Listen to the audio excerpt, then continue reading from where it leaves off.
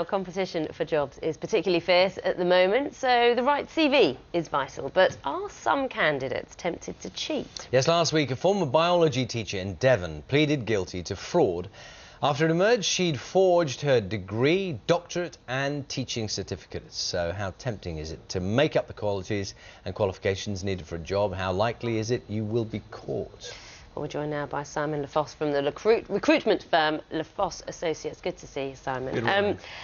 Are you surprised when you heard this case about this biology teacher that, you know, CVs are faked, fiddled with, elaborated upon as much as that? Yeah, no, I find it extraordinary. I think that anybody would do something that allows them to be found out as easily as that. So you can do it, but just make sure it's not too big a lie or too extreme. No, I think it's extraordinarily rare for somebody to lie overtly on a CV.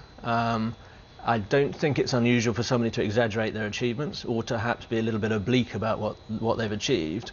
But a straightforward lie I find extraordinary, and I think it's very unusual. People might be doing it in the hope or the assumption that people don't really check.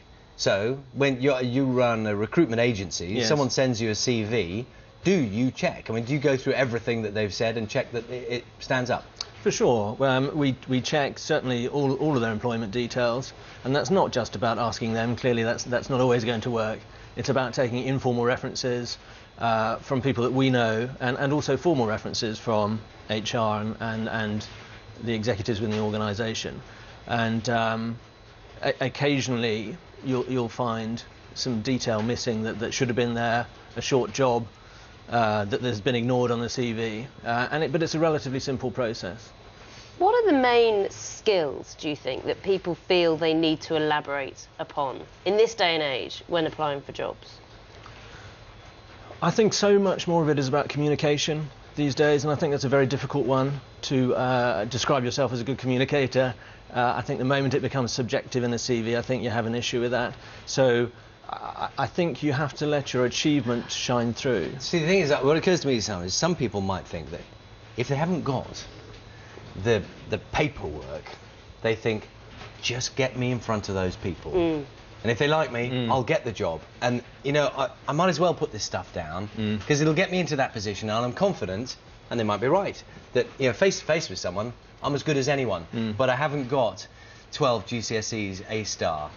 I mean, where do you stand on that one? Because there's an element of truth, isn't there? Some people just are better face to face, and on paper they might not look that good. Absolutely, and I can entirely understand the desire, and to a certain extent appreciate sometimes the ambition to do that, but I think it's a mistake. I think the moment you've crossed that barrier of truth and integrity, you have no standing with anybody. That's a personal view. I'm not sure it's a view that's entirely shared by the entire population, and in fact some hiring managers. But as we've seen before, you know, there was one particularly famous case, wasn't there?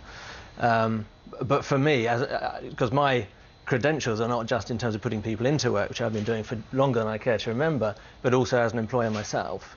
And for me, if I see a hint of anything less than absolute integrity, I'm just not interested. For me, trust is the basis of a business relationship, of every relationship. Fair point, fairly made. Simon, good to speak to you. Thanks very much. And Simon's going to be back a little later in the programme. So if you're one of those people who has at some point, what's the word, been a little loose with the facts in connection with your CV, or think the system is unfair, do let us know your own experiences of that job search situation.